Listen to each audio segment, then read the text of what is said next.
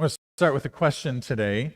And the question is one that probably most of us have asked at one time or another, and that is, why do bad things happen to good people? Why does God allow bad things to happen to good people? And as we think about MLK, Martin Luther King Jr. today, a lot of good people, a lot of bad things happen to. Not just black people in our history, but all kinds of people in all kinds of ways, all kinds of injustices in our past, in our present. It will be in our future. Why does God let bad things happen to good people? Sometimes we ask that about ourselves. God, why are you letting this happen to me? Why? Why don't you do something about this? This is kind of the problem of suffering. Why does a good God allow suffering in the world? There's a fancy word for this. It's called theodicy. You don't have to remember that. It's the philosophical word. But and here's the thing. There is no satisfying answer to that question. And so today's passage, we're not going to answer that question today. But my hope is that as we look at the passage today, we'll be able to kind of get a sense of where God is in the midst of suffering. Right? When we go through hard times, when we go through challenges, when things seem to be falling apart, where is God? Right? When we're experiencing that. So I want to introduce you, or really reintroduce you, to a guy named Jacob. We're getting back into our sermon series on Genesis, and we're going to finish it in the next 6 or 8 weeks, something like that. A few weeks before Easter, we'll have finished our series on Genesis. And we're going to look at another story in the life of Jacob. Now, let me do a quick review on who Jacob is. So Jacob is the grandson of Abraham. Right? We spent a lot of time last year talking about Abraham. He's the son of Isaac. We spent a little bit of time talking about Isaac. There's not quite as much about Isaac in Genesis. And he's the twin brother of Esau. So let me remind you about how Jacob and Esau were born. We're told that Rebekah, their mother, became pregnant, and they were jostling each other inside the womb. Kind of an interesting thing, right? And when they were born, it's like they were fighting which one gets to come out first. And it's sort of this, who's going to get the blessing? Who's going to get the birthright? Who's going to get the inheritance, right? And Esau is born first. But when Esau is born, the way it's described, Jacob's hand was grasping his heel. Just like, no, get back. I want to come out first, right? And so his mother and father, Isaac and Rebekah, named him Jacob, which literally means he grasps the heel. Now, what's interesting about that is that in ancient Hebrew, grasping the heel, maybe in modern Hebrew too, I don't know, but in ancient Hebrew for sure, grasping the heel was an idiom for deceiving, right? To say he grasps the heel is to say he deceives. So Jacob is literally named deceiver. Right? He's a deceiver, he's a trickster, and he lives out that character quality throughout his life, especially up to this point where we'll meet him today. So, for instance, a couple of the stories that we talked about, Jacob tricked Esau out of his birthright. Esau was kind of a man's man, a hunter. He loved going out into the wild, spending days, weeks, months out in the wild hunting. Jacob was sort of a homebody, and he liked to stay home. He liked to cook, right? So very different characters. So one day Esau comes home from hunting, and he says to Jacob, who's been making some stew at home, he's like, I'm so hungry. Give me some of that delicious stew. I want some of that stew. And Jacob says, sure, I'll give you some stew if you give me your birthright. And Esau's like, I'm so hungry I could die. What good would a birthright do to me if I'm dead? Sure, you can have the birthright. And Jacob's like, swear to me that you'll give me the birthright. He said, I swear, I don't care. I'm so hungry I could die. And so Jacob gives Esau some stew, and Esau gives Jacob his birthright. That's the first story, right? This is Jacob, the trickster, the scoundrel. Next story, sometime later, Isaac, their father, is old. He's going blind. He wants to give his blessing to Esau, his firstborn. And there's some unhealth in their family where Esau is Isaac's favorite and Jacob is their mother Rebekah's favorite. And so Isaac says to Esau, he says, Esau, I want you to go out. I want you to hunt me some wild game. I want you to bring it back, and I want you to prepare it for me nice and tasty the way I like it. Bring it to me. I'll eat it, and then I will give you your blessing. And this is sort of the big blessing that a father bestows on his firstborn, right? So Esau goes out and he goes hunting. Jacob and his mom Rebekah overhear this, and they're like, ooh, let's get that blessing. And so Jacob goes and he gets a sheep. Actually, I think Rebekah does it. She gets a sheep. She prepares it as though it's this wild game, nice and tasty, the way Isaac likes it. That's how it's described. And then she says, now, Jacob, your brother Esau is hairy and you have smooth skin, so let's put some goat skin on your arms and on your neck, just so that when he touches you, he'll think that you're Esau. So they do that. He goes in, he brings the food to Isaac. And Isaac says, come, my son, and he says, here's the wild game that I've prepared. And Isaac literally says, already? Wait, that was fast. And and Jacob says, well, the Lord blessed me on my hunt, So anyway, so he brings this food to Isaac, and Isaac says, now you sound like Jacob. Let me feel you. Well, but you feel like Esau. Are you really Esau? And he's like, yeah, I'm Esau. So Isaac gives him this beautiful blessing, this great blessing, like this promise of abundance and goodness for the rest of his life. And so Jacob has gotten the blessing. Esau then comes home, and what do you think happens when Esau gets home? He prepares the food, he brings it to his father Isaac. He says, here, father, I've prepared it for you. I've brought you the wild game, and I've prepared it nice and tasty. And Isaac says, whoa. Wait, what's going on here? Wait, who are you? He said, I'm Esau, your firstborn. He said, but I already blessed you. I already gave the blessing. And Esau breaks down and he weeps and he's like, bless me too, Father, bless me. And when we read it from our modern eyes, we kind of think, well, why can't he just give a blessing to both of his sons? There was sort of a concept that blessing was limited. Like, there's this much blessing, and then I'll give this much to my firstborn and this much to my other children, And so that's kind of how they thought of it. So he gives him a blessing, but it's just like a whimper blessing. It's kind of like almost nothing. And Esau is weeping and angry. And he says, I am going to kill my brother. And Rebekah hears this, and she says to Jacob, Esau wants to kill you, and he's not kidding around. You need to get out of here. You need to go to where my family lives, my brother Laban, stay with him, far away. And so Jacob, knowing that Esau is ready to destroy him, just runs, and he goes with nothing, doesn't take anything with him. He just runs for his life. And that's where we meet him today. So he's a fugitive, right? Scared for his life. And we find him in the middle of nowhere, in the wilderness, you might say in exile, and something amazing happens. Right?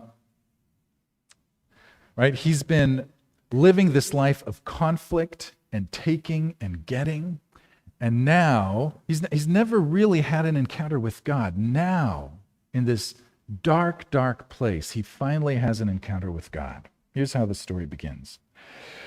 Jacob left Beersheba and set out for Haran. When he reached a certain place, kind of interesting, somewhere in the middle of nowhere, somewhere. He reached a certain place, and he stopped for the night because the sun had set. Taking one of the stones there, he put it under his head and lay down to sleep. And that's not insignificant. He had a dream in which he saw a stairway resting on the earth with its top reaching to heaven, and the angels of God were ascending and descending on it. There's more. We're going to get to more of it. Starts off with him using a stone for a pillow, which I think is an interesting detail. Why does it tell us that? I think what it tells us is that he didn't have a pillow, right? He didn't bring a pillow with him. He didn't even bring enough clothes with him to kind of bunch up and put under his head. He had nothing except the clothes on his back. And we're going to see later, probably no food either. Had absolutely nothing. And so it's a play on words in English. I don't know that it would be in Hebrew, but he had literally hit rock bottom, right? so low that he had to use a stone for a pillow. But then he falls asleep and he has this dream, right? God comes to him in a dream, and we're going to hear what God says to him in a few minutes, but God comes to him in this dream. Why a dream? Well, Jacob's waking hours were consumed at this point by loneliness and fear, terror, abandonment, probably unresolved guilt for all the things that he had done. And the fact that God comes to him now in a dream, it's like he kind of says, listen, your waking hours have been a life without me, but there is now a new possibility for a life with me. It opens up sort of the entry into an alternative possibility for his life. So the dream happens, and then he sees two things, kind of two key components to this vision that he has in his dream. The first is a stairway, right? Sometimes the stairway is translated as a ramp. Sometimes it's translated as ladder. If you've ever heard of Jacob's ladder, right? It's referring to this story. And what does the stairway represent? It is a connection between heaven and earth, right? It's a link between heaven and earth. Do I think that there's an actual stairway somewhere in the world?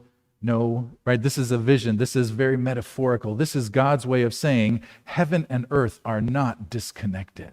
They are connected. And even though earth may feel like heaven's resources are far, far away, no, heaven's resources are available to the world and to you, Jacob, to you, Jacob. And there is traffic between heaven and earth, right? There's traffic on the stairway. That's the other part. He sees these angels. I have a picture here. You can just Google the story, and you can find all kinds of pictures. I thought it was kind of interesting just to kind of look at it, right? There he is leaning on the stone. There's the stairway between heaven and earth. And going up and down the stairway are these angels, right? Angels going up and down. This is kind of how I've always imagined the story. When I was a kid, I should say. This is kind of how I always imagined what it looked like. These sort of ethereal beings kind of floating like wisps up and down the stairs. But did you know that the Bible actually never describes angels as having wings? I'm not saying they didn't. Maybe they did, but the Bible doesn't actually say that. There are some sort of celestial beings that are described as having wings, the cherubim and the seraphim, one of which has 4 wings, the other of which has 6 wings. And then there's the living creatures in the book of Revelation, which have 4 wings. But angels themselves, whenever they show up, they just look kind of like people. And so why do you have stairs? Well, because it wasn't understood that angels could fly, right? They need stairs to get up and down from earth to heaven, right? And so they're walking down.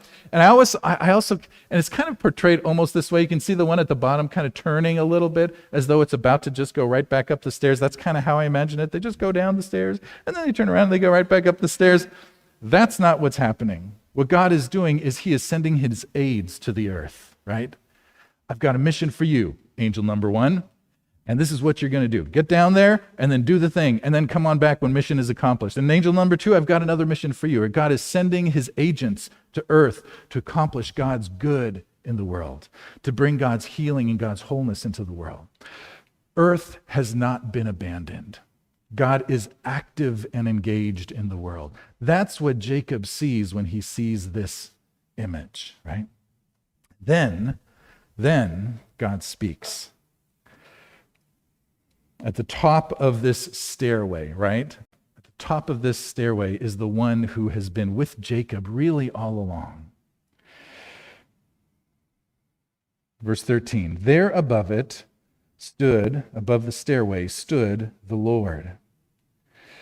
And he said, I am the Lord. And by the way, you see how it says, is that the wrong one? Verse 13? Oh, my bad. I think I might have put, you can just listen. Okay. Verse 13 is, when it says the Lord, it's in all caps. Anybody know when you see the word Lord in all caps what that is in Hebrew? Anybody know? It's the name Yahweh. Yeah. Anytime you see Lord, if you're reading the Bible and it's Lord in all capital letters, that's the name Yahweh. That's kind of just sort of a convention in a lot of English Bibles. So There above it stood Yahweh, and he said, I am Yahweh, the God of your father Abraham and the God of Isaac. I will give you and your descendants the land on which you are lying. Your descendants will be like the dust of the earth, and you will spread out to the west and to the east, to the north and to the south. All peoples on earth will be blessed through you and your offspring. I am with you and will watch over you wherever you go, and I will bring you back to this land.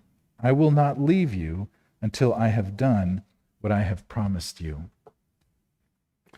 The first part of these words that God speaks to Jacob are a lot like the words that God spoke to Abraham, right? I'm going to give you this land.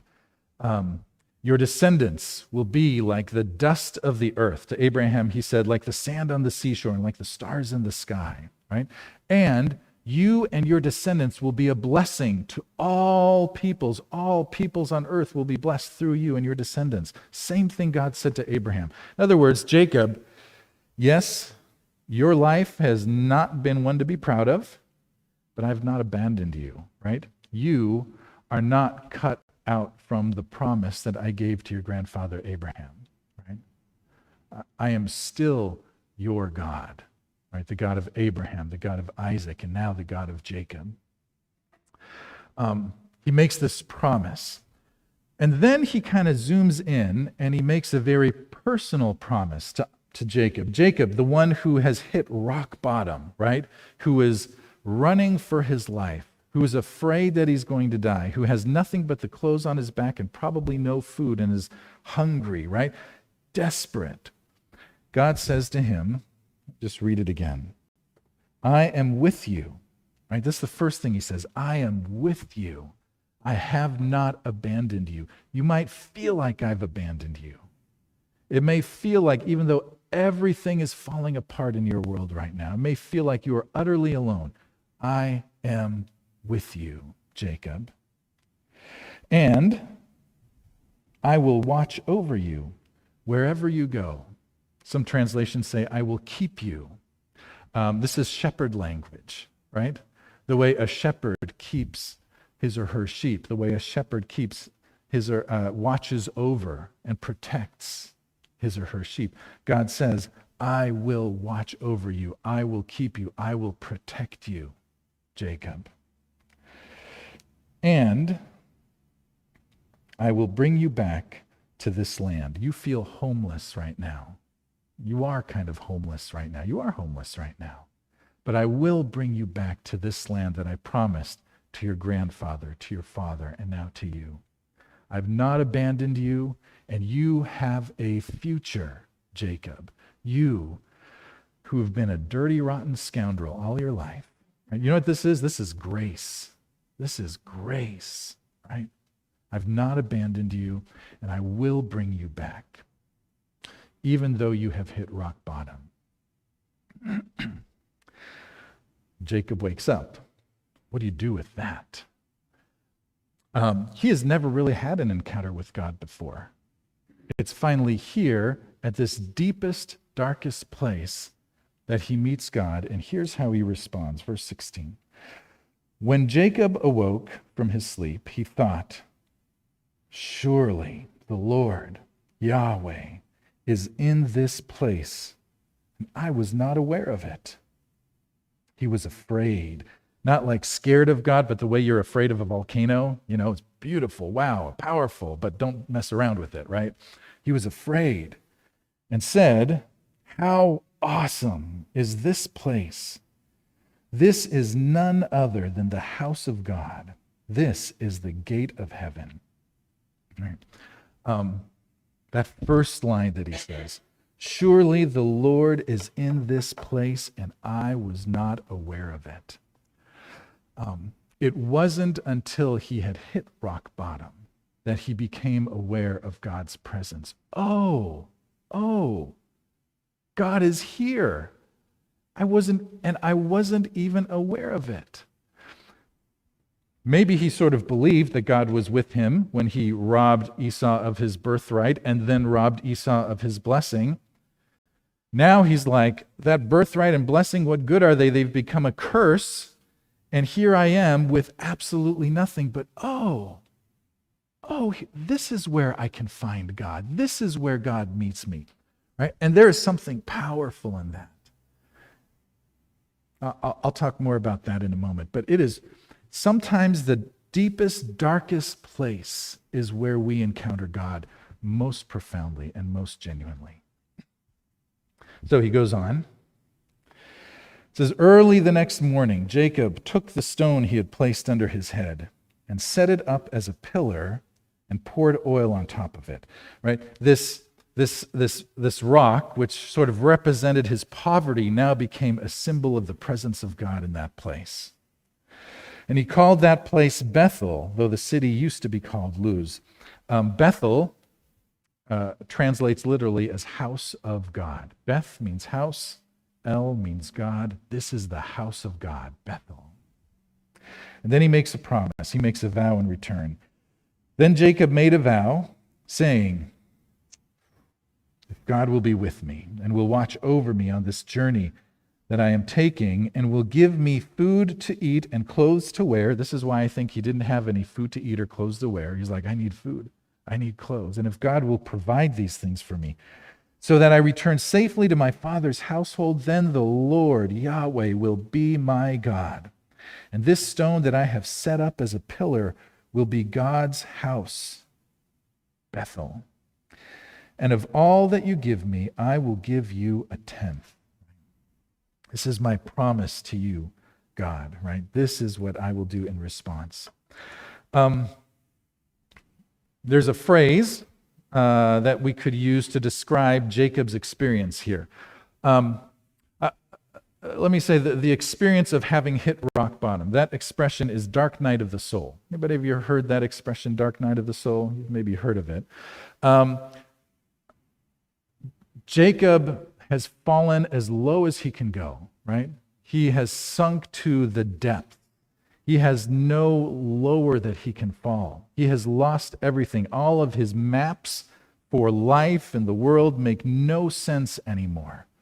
Everything that he has accomplished have become absolutely nothing. He has sunk as far as he has sunk, right? And he has absolutely nothing.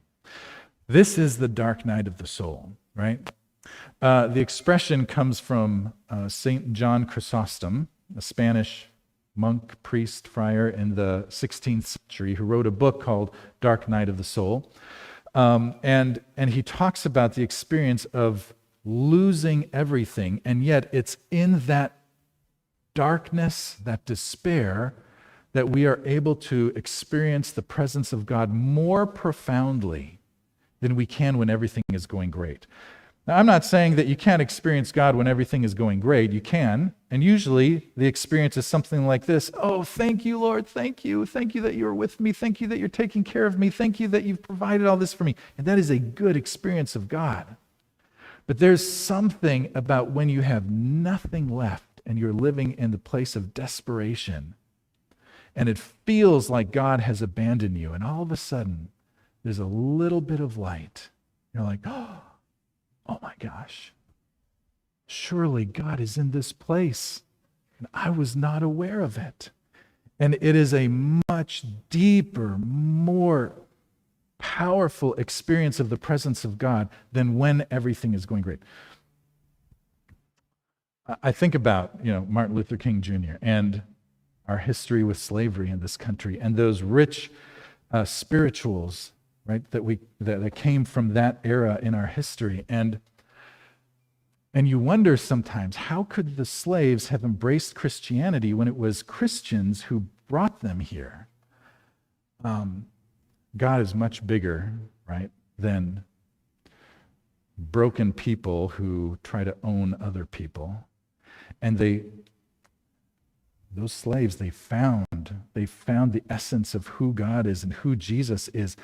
And in a way, their lives were lived in a dark night, but they experienced God, I think, in a way much more profound than their slave owners could have ever experienced God, right? They all claim to be Christians. They all claim to believe in God, believe in Jesus. I think you can't experience Jesus as profoundly as someone who is in the dark night of the soul if everything is going great for you. So I wrote down a little note. I'm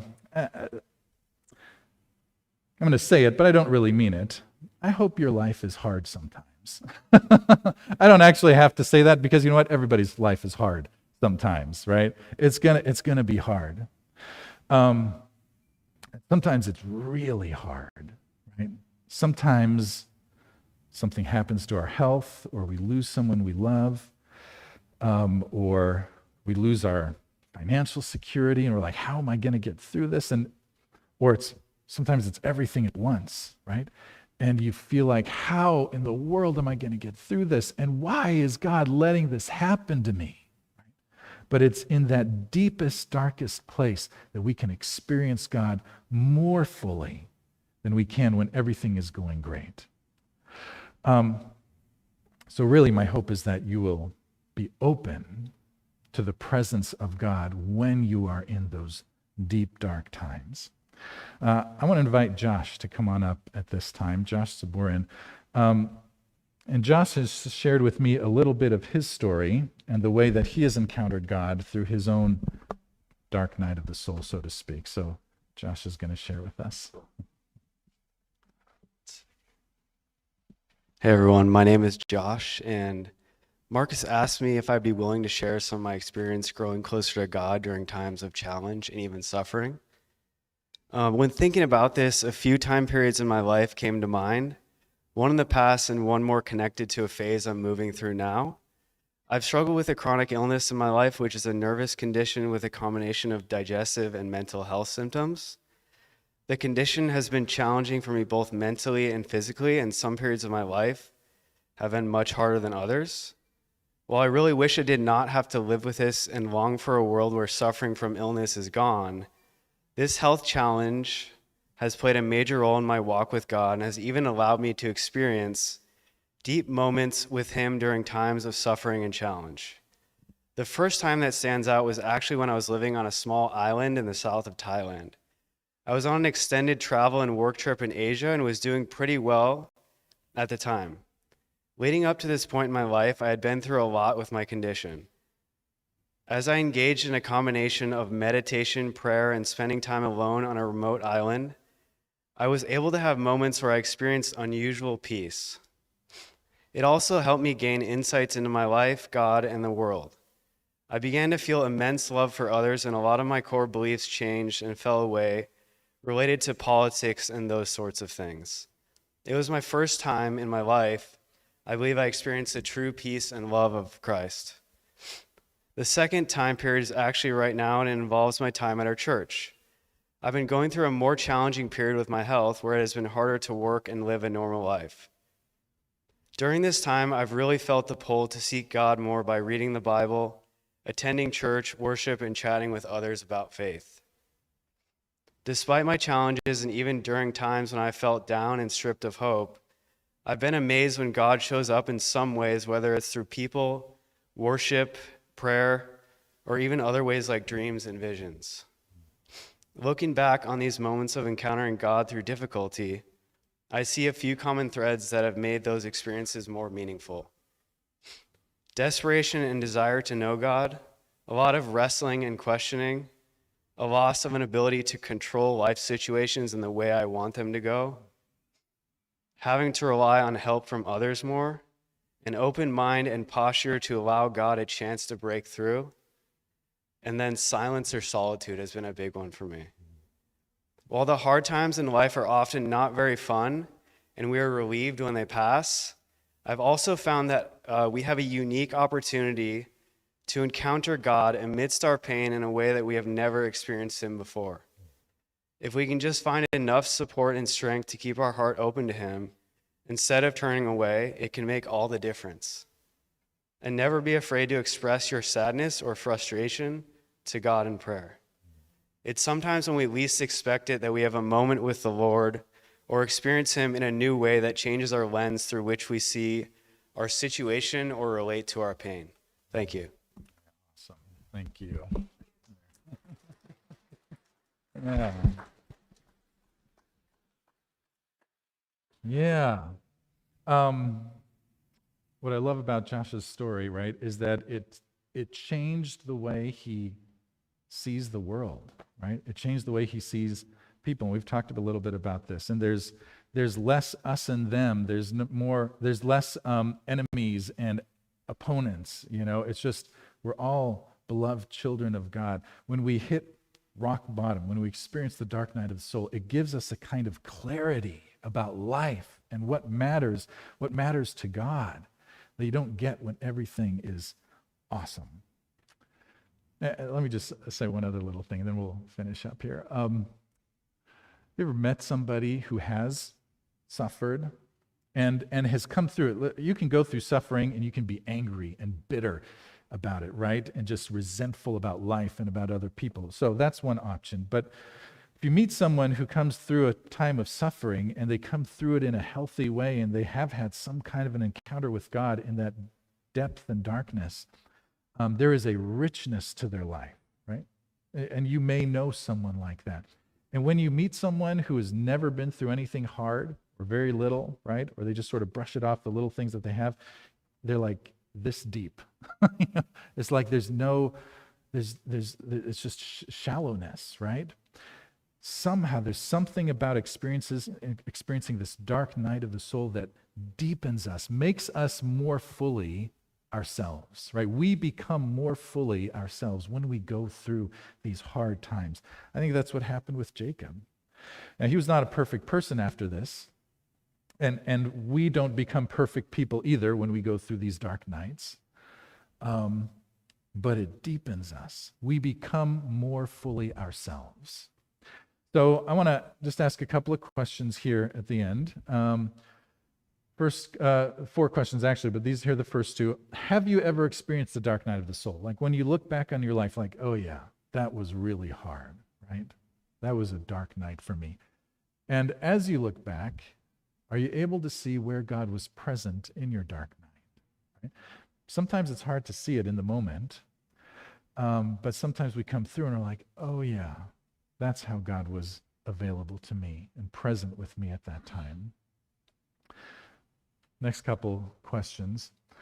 Are you experiencing a dark night right now? Not all of us are, but some of us are, right? Are you experiencing a dark night right now? And can you open yourself up to God so that he can begin to meet you where you are? Usually what that means, and you heard Josh say it, is acknowledging that I have less control than I thought I had. There's a beautiful song by Rich Mullins called "We Are Not as Strong as We Think We Are." We think, I can control this. If I can arrange these things and get all my ducks in a row, then this is the outcome. And then we realize, oh my gosh, I do not have as much control. That's part of the experience of the dark night. Jacob, who thought he could get everything he wanted by, tricking people into giving him what he wanted, realized I have far less control than I think. And when we can acknowledge that, okay, because now all I can do is trust God. Now all I can do is surrender to God. And that's when God begins to come in and meets us in that dark night. So, can we begin to open ourselves up so that God can meet us in those dark places? My prayer for you, right, is that when you experience those hard times, right, and we all will, that we can acknowledge our helplessness, right, our need, our desperation, so that God can come and meet us there. And so that we would say, just like Jacob did, right? Oh, God is in this place. I wasn't even aware of it. Lord Jesus, we thank you that you are a God who does not abandon us. We thank you that there is a stairway, a connection, a link between heaven and earth, between us and you. That you continue to be active and involved in this world and in our lives. And so, Lord, we ask that you would be with us when life gets hard. And I want to pray especially right now for anyone who is going through a really hard time in their lives. Lord, I just pray that you would meet them where they are. I pray that they would be able to just say, Lord, I surrender. Okay, Lord, I can't control this. Okay, Lord, I need you. Lord, for those in this room who are experiencing that dark night, Lord, meet them where they are.